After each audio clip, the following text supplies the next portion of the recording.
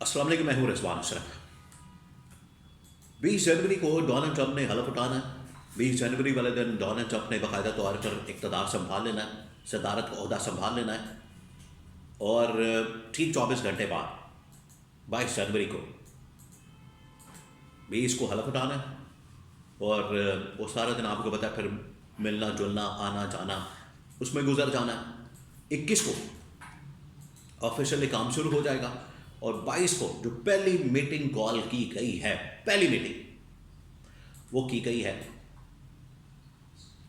Donald Trump की जानब से, जिसका एजेंडा ये रखा गया है कि उसमें इमरान खान, पाकिस्तान के मामला, रजीम चेंज ऑपरेशन और यहाँ पर 26 नवंबर का वाक़या, 9 मई का वाक़या, इन तमाम के ऊपर जो है बाकायदा डोनाल्ड ट्रंप को ब्रीफिंग दी जाएगी। अब ये बहुत बड़ी डेवलपमेंट हुई है, बहुत बड़ी डेवलपमेंट हुई है आलमी सतह के ऊपर।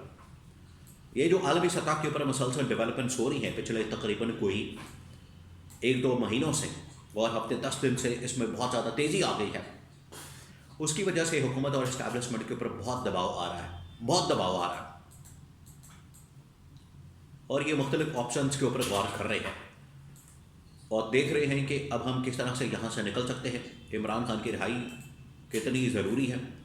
अगर हम इमरान खान को रिहा करते हैं, छोड़ते हैं, तो फिर हमें क्या फ़ायदा होगा, और अगर हम इमरान खान को नहीं छोड़ते तो फिर हमें क्या फ़ायदा होगा, या इमरान खान को छोड़ने से क्या नुकसान होगा और इमरान खान को ना छोड़ने से क्या नुकसान होगा। इसके ऊपर असल में अब सारी बात हो रही है। इसी वजह से इमरान खान को बार बार ऑफर्स भी आती हैं, पेशकश भी आती है, और इमरान खान को बार बार ये कहा जाता है कि आप बाहर आ जाएं। मुज़ाकरात जो गवर्नमेंट के साथ हो रहे हैं, हुकूमत के साथ हो रहे हैं, उसमें जानबूझकर ये डिले पैदा किया जा रहा है हुकूमत की जानिब से, ताकि हम टेस्ट कर लें, चेक कर लें कि रिस्पॉन्स क्या आता है 20 जनवरी के बाद। तो इसके बारे में बहुत अहम तरीन मालूमात इस वक्त मेरे पास मौजूद है, वो आपके साथ में शेयर करता हूँ। देखिए, 20 जनवरी को आपको पता है कि डोनाल्ड ट्रंप ने हलफ उठाना है, और 20 जनवरी में अब टोटल 7 या 8 दिन रह गए, 7 या 8 दिन बस। और उसके बाद ये हलफ बर्दारी की तकरीब होनी है। पाकिस्तान से कहा जा रहा था कि हलफ बर्दारी के लिए किसको भेजा जाए, यहाँ पर कुछ समझ नहीं आ रही थी।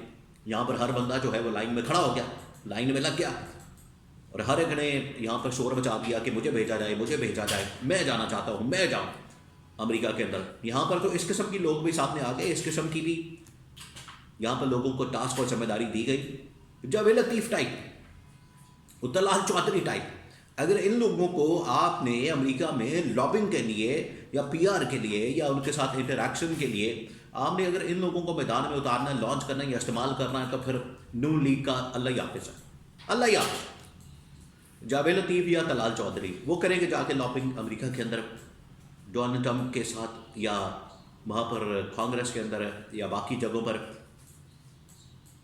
तो ये कैसे कर सकते हैं?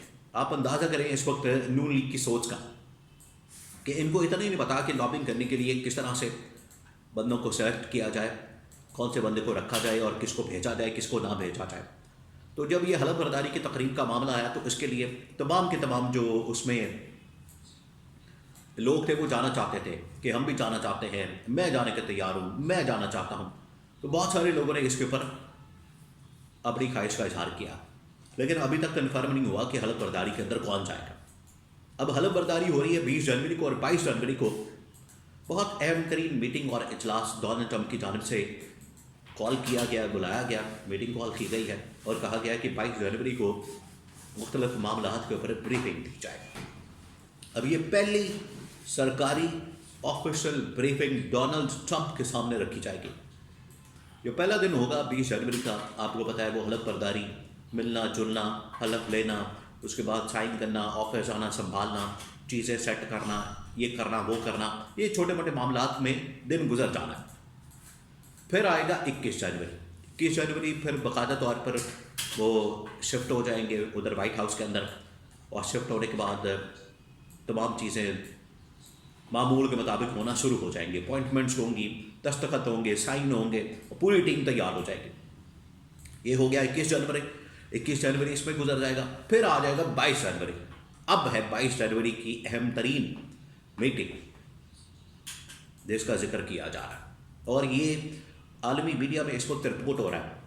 न्यूयॉर्क टाइम्स, वॉशिंगटन पोस्ट और अमरीकी जितने मीडिया न्यूज़ पेपर्स हैं या उनका जो टीवी चैनल्स हैं, उनके ऊपर जो है वो रिपोर्ट किया जा रहा है कि 22 जनवरी को एक अहम तरीन मीटिंग कॉल कर ली गई है और उसका एजेंडा भी उन्होंने जारी किया। अब एजेंडे के अंदर जो बातें हैं वो सबसे अहम हैं, वो समझने के लिए बड़ी ज़रूरी हैं और उसी के अंदर ही पाकिस्तान का जिक्र मौजूद है। अब वो क्या, वो ये है कि उसमें आलमी सतह के ऊपर जो मामला चल रहे हैं उसमें फ़लस्तीन वाला मामला, इसराइल वाला मामला, उसमें यूक्रेन वाला मामला, यूरोप के साथ मामला कैसे चलाने हैं, कनाडा के मुतालिक एक नई डोनाल्ड ट्रंप की जानिब से ऑफ़र की गई वो चीज़ें हैं, और इसमें सबसे अहम तरीन मामला पाकिस्तान के कॉन्टेक्स्ट में या पाकिस्तान के लिए वो है कि पाकिस्तान की सूरत हाल, यहाँ पर जमहूरियत की सूरत हाल, इंसानी हकूक़ की सूरत हाल, 26 नवंबर का वाक़या और इमरान खान के ख़िलाफ़ इंतकामी कार्रवाई और अदियाला जेल में रखा जाना, ये भी बाकायदा तौर पर एजेंडे का हिस्सा है और इसको डिस्कशन का हिस्सा बनाया गया है कि उसके ऊपर भी जो स्टेट डिपार्टमेंट है या वाइट हाउस है या ट्रंप की नई इंतज़ामिया जो भी आ रही है उसको कहा गया है कि हमें इस पर ब्रीफिंग दी जाए। अब पिछले तकरीबन को एक महीने से मैं आपको बता रहा हूँ कि ये जो इस्लामाबाद में इस वक्त अमरीकी सफ़ीर मौजूद है, उनको ये जिम्मेदारी दी गई थी, उनको ये कहा गया था कि आपने मुसलसल रिपोर्ट करना है कि पाकिस्तान के अंदर चल क्या रहा है और ट्रंप के मतलब क्या बातें हो रही हैं। और ट्रंप के मतलब यहाँ पर आपको बताया एक बड़ी नेगेटिव कैंपेन चलाई जा रही है, नेगेटिव कैंपेन पहले रिचर्ड गिरनैल के ख़िलाफ़ चलाई गई और अब डोनाल्ड ट्रंप के ख़िलाफ़, कि डोनाल्ड ट्रंप के ख़िलाफ़ कैंपेन क्या चलाई जा रही है, उसको सज़ा हो गई, वो किसी पॉर्न स्टार के साथ पकड़ा गया, उसके नाजायज़ ताल्लुकात, आज आके इनके पास जो एक ही चीज़ बचती है नून लीग वालों के पास, जो अपना ये ग्रुप चंद जियो के ज़रिए से चलाते हैं, वो ये एक ज़ाती हमला करते हैं और नाजायज़ ताल्लुकात। इमरान खान के ऊपर भी यही हमला किया जाता था कि इसके नाजायज़ ताल्लुकात, गंदी ऑडियोज़ हैं, गंदी वीडियोज़ हैं और इस तरह की बातें। अब डोनाल्ड ट्रंप के मुतालिक भी यही बात की जा रही है कि उसके गंदे ताल्लुकात, नाजायज़ ताल्लुकात, उसकी गर्लफ्रेंड्स पॉर्न स्टार्स के साथ उनके ताल्लुकात और पैसे की लेन देन और ये सब कुछ इस तरह का स्कैंडल बना के स्कैंडलाइज किया जा रहा है। तो ये पाकिस्तान के अंदर अगर ये हो रहा है तो ये रिपोर्ट हो रहा है वहाँ पर और यहीं पर ये सारा मसला उठाया जा रहा है। अमेरिका में तो इतनी ज़्यादा बात भी नहीं हो रही, यहाँ पर सारा बाबेला और तूफ़ान उठाया जाता है, तूफ़ान मचाया जाता है। तो ये जो कुछ हो रहा है अब इनको फेस भी करना पड़ेगा। ये जितनी इमदादें और वहाँ से लोन और कर्जे और मौजें और डॉलर्स आते हैं, ये सारा कुछ बंद हो जाना है। जो यहाँ पर ये हो रहा है ये इनको बाद में इनको खमियाजा भी भुगतना पड़ेगा। तो अब 22 जनवरी को पाकिस्तान के मतलब अहम तरीन एजेंडा जो है वो शामिल है मीटिंग में और इसमें कोई शक नहीं है कि वो इमरान खान की रिहाई का पहला दिन होना है।